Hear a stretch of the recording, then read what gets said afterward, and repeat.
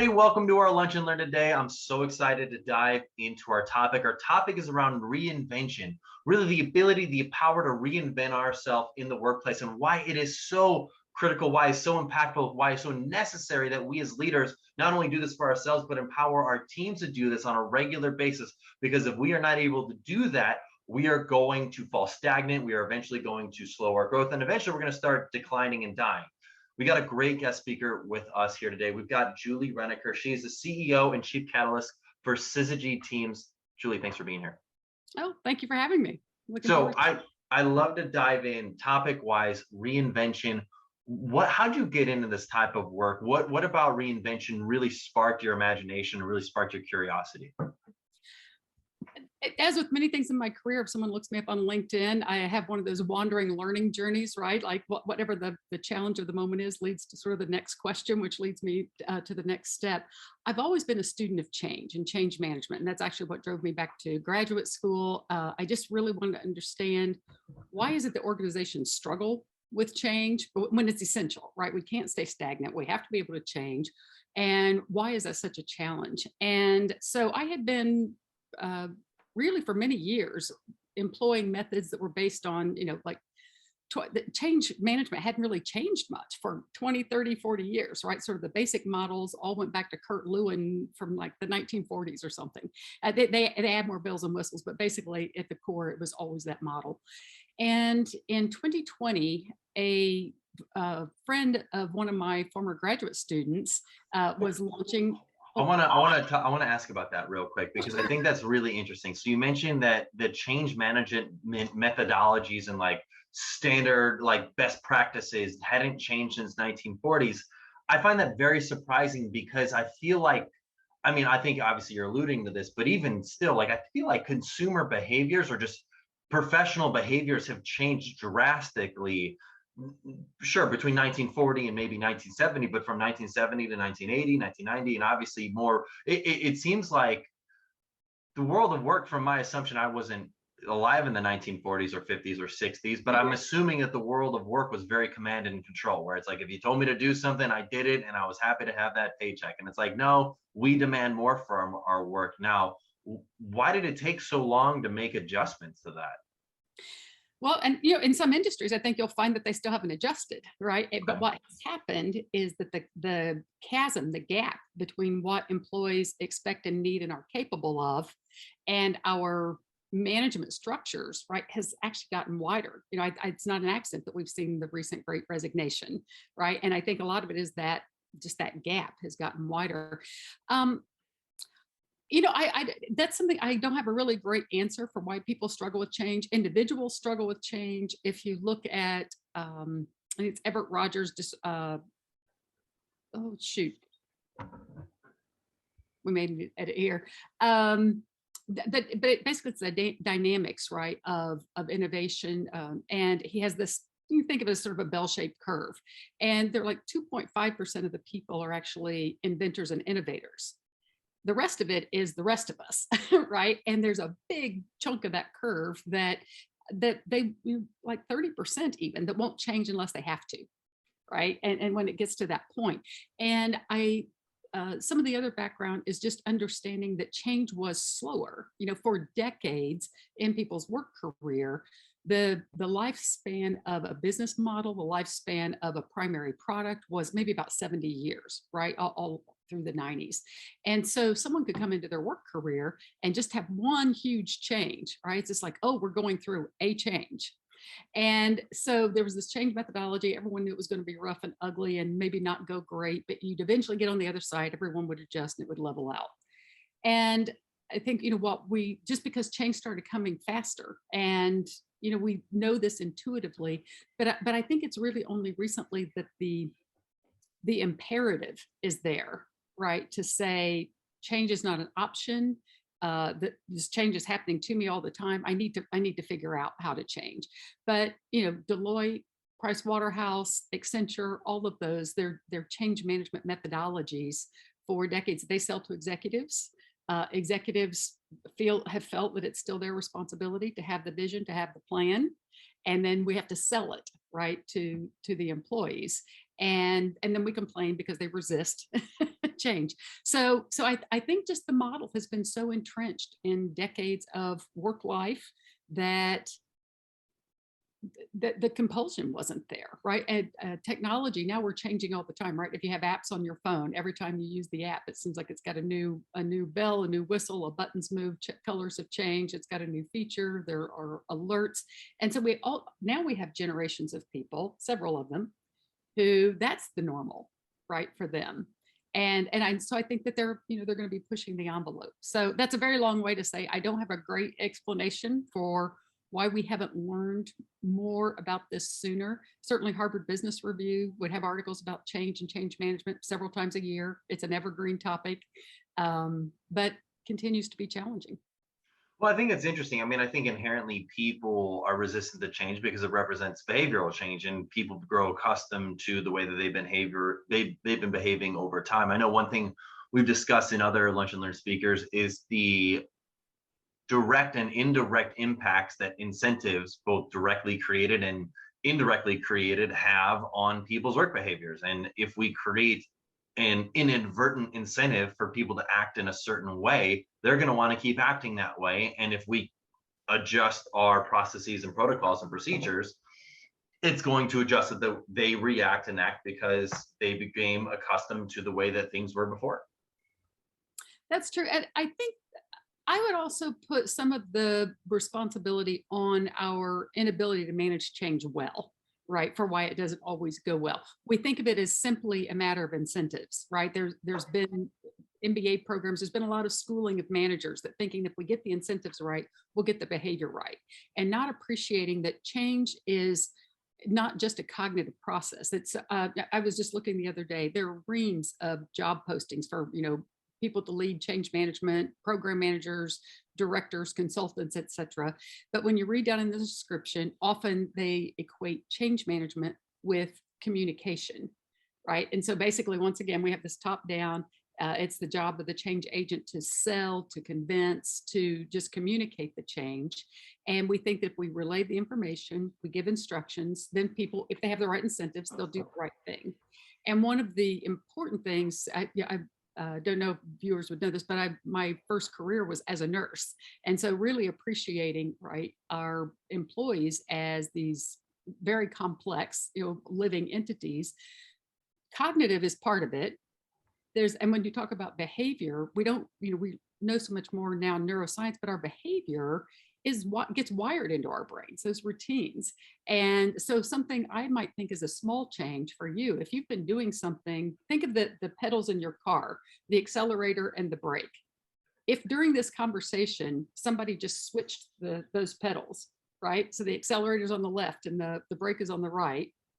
And as an engineer, I would say, well, that's a small change. But just move those little pedals. But Yeah. you out the door with your keys and got in your car, you would be, why am I not going anywhere? and right, and then you the break. So you'd be pretty frustrated pretty quickly. Sure.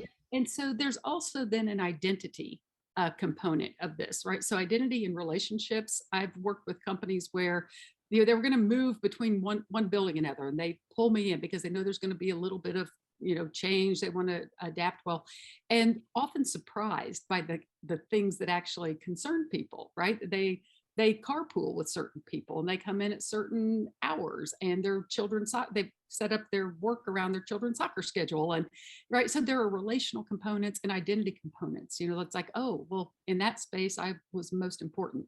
So all we're not really getting to reinvention yet. All this is about change, but I think it's an important background for the methodologies that I employ, which are much more participative, because then the employees can come on the journey with you and be addressing the cognitive and the emotional, and the physical as they go, rather than just getting an announcement and being expected to, suddenly perform differently. That sounds interesting. So it sounds like you very much subscribe to this. Let's get people bought in by incorporating them in the decision-making process. Is that correct? Yeah, and I think of it as design more than decision making. Increasingly, again, technology's evolved. We've got several generations of people, right? People are engaged in very complex work, and very few managers really know everything that the people are doing. right? They haven't worked all of those jobs. They know that they need to coordinate, but they don't understand all of the nuances and maybe operational challenges that the folks might have. And so I think it's also an unfair load to put on leaders to have all the ideas, right? So we hire an engineer, we hire a front end person, we hire an HR person, we hire a marketing person because we need that functional skill, but we grossly underestimate the entire package of talents that they bring to the party, right? And we don't have ways of surfacing those so that we can better use them, and it makes employees more satisfied if they can bring more of what they're great at. So this participative model allows cross-functional collaboration in the design. So you work out bugs ahead of time instead of trying to, at the very beginning, anticipate every potential eventuality or conflict or whatever might come up. And it generates more ideas.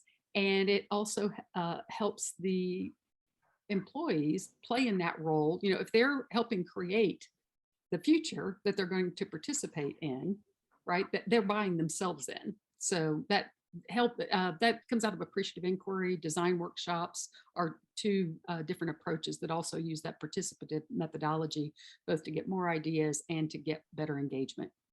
For sure. No, I think that makes sense. Do you mind maybe elaborating more on that appreciative inquiry and just how you incorporate that with teams? I think that would be very interesting because I'm intrigued to see how this could work on like a larger scale process. I'd love to give you an example, learn your thoughts on this from one of our leaders who's gone through some challenges with some changes, and how she's handled it and really how it's unfortunately not being received the way she wants it to be. Okay, great. Happy to chat about that. So appreciative inquiry is a change management methodology that came out of Case Western. David Cooper-Ryder and I believe Ron Fry was the co-creator, but it really started with David Cooper-Ryder's thesis research, which was at Cleveland Clinic. And there was a convergence of things, right? So positive psychology was getting started about the same time, mid to late 90s. And again, that's not, positive psychology isn't just, a happy talk, that kind of thing. It's really appreciating that it's as legitimate to inquire into why people thrive and succeed as it is to inquire into problems, right? So we spend a lot of time problem solving, identifying problems, framing problems, fixing problems. But this is saying, well, but there are also all these great things going on. Why don't we inquire into them? And so that was the genesis, that was the basis. And since then, the methodologies have continued to improve. It really focuses on questions, getting a great set of questions at the beginning that allow, rather than, again, trying to have the answer, it's trying to have the questions that then these cross-functional groups of people can engage with and pool their talent and knowledge and experience and start to generate ideas. So the methodology is one, focus on what's working. Where's the life, right, in this organization or in this team or in this system? And how do we build on that? How do we get more of that, right? What might be possible?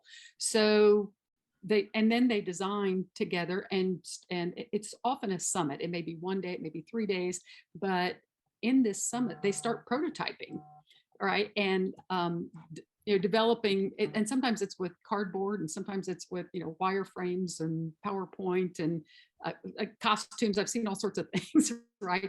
But they start prototyping what it will look like, and then they're ready to start testing the market, right, with those prototypes. So it really accelerates that process. And they've worked with groups 1,000 at a time. Wow.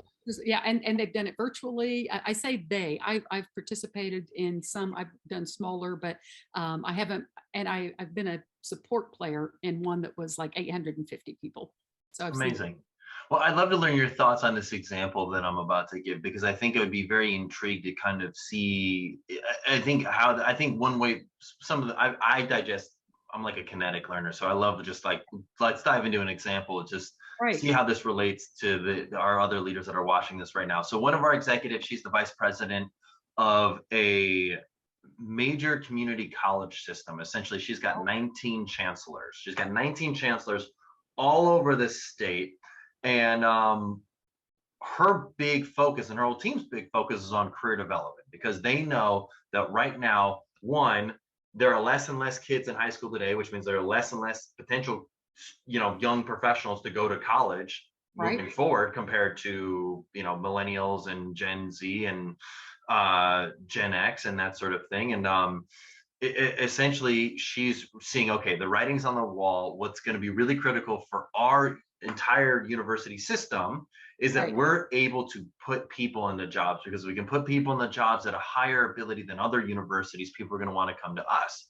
Now, her fellow chancellors are not as keen on that. So her fellow chancellors have been in their roles for 30 something years. They're like 1 or 2 years away from retirement.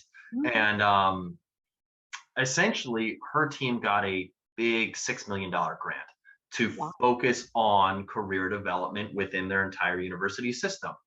And the results have been pretty positive so far, so much so that the president decided, you know what, hey, I'm going to carve out $6 million. I'm going to take that money. I'm going to allocate this so we can keep putting money towards this career development, because I totally agree. I see this as well. Chancellors were fuming. They were pissed. They were thinking that money could have been used for all these other things. It could have been used to give us raises. It could have been used to give us more money to be paid better. And in her mind, she's like, I'm trying to convey, hey, if we're wanting to be in existence, moving into the future, we got to, like, our differentiator, I think we're all in agreement, is our ability to place people in the jobs that are well paying, that people are enjoying, that feel like their university education really helped them get to where they Right. wanted to be. Like, don't get me wrong, if we can pay our teachers better, that can help improve that experience too. But really, we're seeing the big longer term vision as career development, and that, academic advisors can't give the kind of guidance that a career advisor can give. It's just very different type of guidance. Right. But she has really struggled to get that buy-in. Essentially, these chancellors will sabotage. And when I say sabotage, I don't mean they're not, they're worse. It's worse than sabotaging, because the worst thing you can do, if like you're purposefully sabotaging, you can immediately root out that behavior and say like, hey, you can't be acting like this. But doing nothing about it, indifference, Right. is what she's being met with. Is like, oh yeah, okay, great. And then they go back and they don't do anything. And then all of a sudden the results aren't there. And they're like, well, nothing happened. I guess it's not working. And it's like, have you done anything to actually advocate for this new change that we're trying to implement? It's like, I don't need to. I've got my own school to manage. So anyways, I'll stop there. What are your thoughts on how we can apply change management, appreciative inquiry to more or less help her get the results she's trying to achieve with those chancellors? Well, I think an old, top-down mindset might be, okay, it's time for some folks to have some early retirement, right? That's always the temptation, right? It's just like, oh, please, don't make me do this. The more constructive approach is to start small, and that's one of the challenges, right? We get these $6 million grants. We see, the train needs to be moving. We get worried, and we try to do overall programs, and we don't want to leave people out. And there are a long list of reasons why we do these big, grand projects. I would encourage starting small. I bet that there's one of those 19 that's a little bit younger, that maybe has a decade in their career. I don't know for sure, but possibly, right? One of those people that might be younger. And I think it's really important that there may be an assumption that they've been told, the writing's on the wall, here's what the future looks like. And then there's assumption that we are in agreement about getting people jobs. And so then it becomes frustrating why they don't see it. I expect that there's more groundwork to go backwards, right? Start over at the beginning with, what are the data saying? What are we seeing? You can't fight demographics, right? If there aren't people there, right? If there's this whole age cohort that is shrinking, shrinking, shrinking, and we're going to, as a system, you're only going to get X percent. Even if you grow your percent, right? It's still going to be small. We have to rethink what we're doing around education and who our markets are. And then this reinvention model that I'll talk about, again, think of are you familiar with like the S curve, the idea of S curves for business? So, whatever the new idea. So back when community college was new, right? And it was ascendant and enrollments went up and it filled an important niche, right? And now it's leveling off for a variety of reasons. Some demographics, some, there's been a bit push for 4-year college, yada, yada, long list of reasons again. It's very common when organizations get to that point first, there's a slowdown to detect. They think, oh, we just need to market more, right? Or we need to offer better courses, or there's another institution offering this curriculum, so we need to offer a new curriculum. So we'll do all those things, right, to resist actually changing how we do things or our identity in the market. And that's when it's level off. And I see that as like sort of a backwards spinning of the wheels, right? Trying to get back to when things were great. And then it doesn't, when that doesn't work, and then there's already on the decline, right? So again, business models, education models, products, career tracks all have a life cycle of some sort. And so being able to explain that and show that the way we have done things is going out, right? It won't be this way.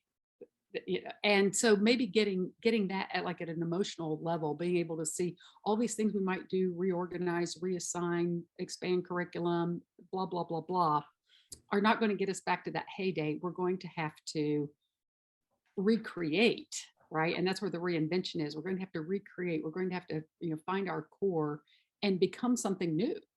So it sounds like the first step is to get people to admit that, hey, the way that we've been doing it is not going to be the way that we're going to thrive into the future. We have to be in agreement on that. If we can't be in agreement on that, then we've got a big problem. So exactly. The first step is getting into agreement that something needs to change. Now, right. Oh, I'm sorry to interrupt, but I would just suggest, and then after that, again, it doesn't have to be with everyone. I would start small. I'd start with like one of these chancellors that you could get on board. But yes, that first step, very important. Definitely. No, I think that makes total sense. And in her situation, she's half and half. Half of them are on board, or like a little bit under half are on board, a little bit under half are against her. And then there's like three people that are indifferent, that are like right in the middle, and they're swayed. But yeah, so they're not, yeah. So for those people, it seems like getting them to the ability to admit that something needs to change is critical. How do you go about expanding that influence over more and more people that something needs to change? Then you start implementing. You start designing and implementing with those people who are on board, and ignore the rest for a bit. Success attracts success. And back to the, again, these curves, right? There are people who, the innovators and inventors, and then they're right after that are the first adopters, right? They're interested in new things. They seek out change, etc. And then it keeps going until we have our laggards. And so we just have to accept not everyone's going to get it at the same time. I think that's our fantasy, and it looks well when we do a spreadsheet about the timing of when we want things to happen. We'd like it all to happen at the same time. But as human entities, that's not going to happen. We're not all the same. We don't process information the same. So I would start with that small group that also allows you to constrain if you have hiccups along the way, right? And some growing pains and learning pains along the way, it minimizes that a little bit. Whereas again, if you just manage to get some of these skeptical people to give you the benefit of the doubt, the second there's a problem, right, then they're sabotaging you again. How do you go? I could easily see, even in her scenario, because, and by the way, this is for all leaders. I think any leader that's watching this right now, like, you might be like, oh, I'm not in higher education. That's totally cool. You are probably implemented change, or have thought about implementing change, and have thought to yourself, okay, cool. I know some people that are going to be totally on board. I know some people that are going to be against it. And you may think everybody's going to be on board because everybody loves you. That's not the case. Change is inherently met with resistance, whether they tell you, right, or whether they just leave, or they become actively disengaged and they don't tell you at all. It's going to happen. So, the question that comes to my mind is, how do you not go about being petty when something like that happens? And I'll be very clear here. Like, let's say you've got one campus who is bought in, they get it, they're onto it, the results are already showing they're going straight up. And then there's a campus pretty close to that that's totally not against it, totally at it at all. I mean, I feel like as a leader, you might be tempted to show marketing results that says, hey, this campus has a placement rate of XYZ%, while this campus has a placement rate of XYZ%. And I'm not saying which one you should go to, but I am saying here the data and the percentages that could still potentially feel a sabotagey. How do you go about getting the laggards bought in, even when there's overwhelming data that's showing that there's positive, like the changes led to a positive result? Okay. So again, it doesn't have to be the leader doing this. We've just got to increasingly move away from that. It's the leader's responsibility to make all of this happen. They can architect the opportunity. And what I would encourage is peer-to-peer sharing and peer-to-peer learning. And so at the campus where it's been effective and successful, and have them come and present about what they've done, what they've learned, the results that they're getting. I would allow some transparency of the results. I would share that. People who tend to go up in the hierarchy tend to have a little bit of a competitive edge, right? No one likes to see that, campus A is, 80-90% placement and we're at like 42. Right, that tends to and sometimes that can spawn some curiosity. So I would as a leader, rather than trying to convince and persuade myself directly, I would try to create opportunities for the successful campus to pollinate, right, to cross-pollinate in the system, and just publicize the heck out of it, right? Make sure that it's well known, that it's in newsletters, that they get, they're in little videos on the system website, any of those things that are there usual ways of promoting and giving visibility. Yeah, no, that's interesting. That's a cool way of doing that. How does patience play a role in all of this? I mean, I would feel like, imagine as a leader, you're pretty impatient. If you want this change to occur, and now you started with one, results are great, 5 more chancellors come on board, results are great, 6 months later, another 5 more come on board, results are great. It's showing this is clearly the path to success. Well, rather, maybe the results are great for the thing that you're trying to accomplish. Maybe the thing that you're trying to accomplish is greater placement rates. And the assumption is that greater placement rates lead to greater enrollment. And maybe that data point is still taking a little while to come about. So the laggards are holding out saying, hey, I'm not going to do anything until I see this 3 or 5 year study happen. And as a leader, you're like, I want to be able to show that we're making a change and an impact here. And we don't have 3 or 5 years to wait for this. We got to just trust that this assumption that greater placement rates are going to lead to greater enrollment rates. We just got to trust that that's going to happen. How do you, what role does patience play in the whole change management process?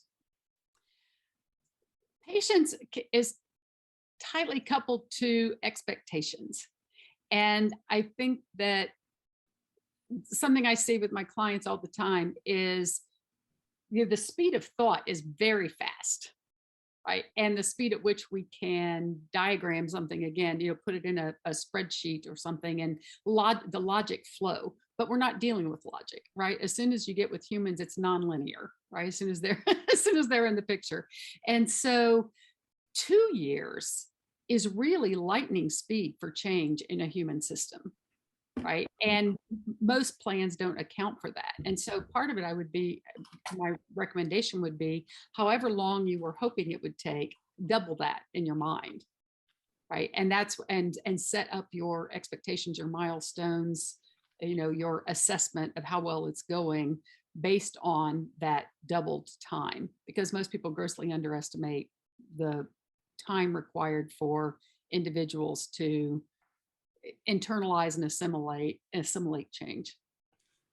But on to the point of reinvention and why it's so critical for an organization's health, how do we know when we have given up too soon on an idea versus seeing it all the way through? I feel like there's that natural dichotomy of like, okay, great, we need to constantly be reinventing ourselves, but we're in the middle of this experiment and maybe we haven't seen the results yet.